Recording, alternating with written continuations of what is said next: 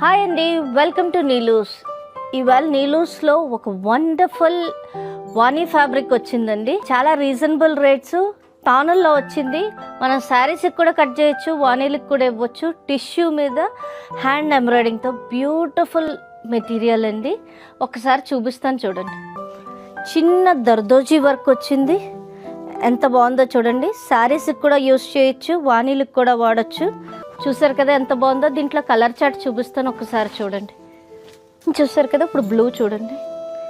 శారీస్కి పనికొస్తుంది, వాణీలకి పనికొస్తుంది. Beautiful concept.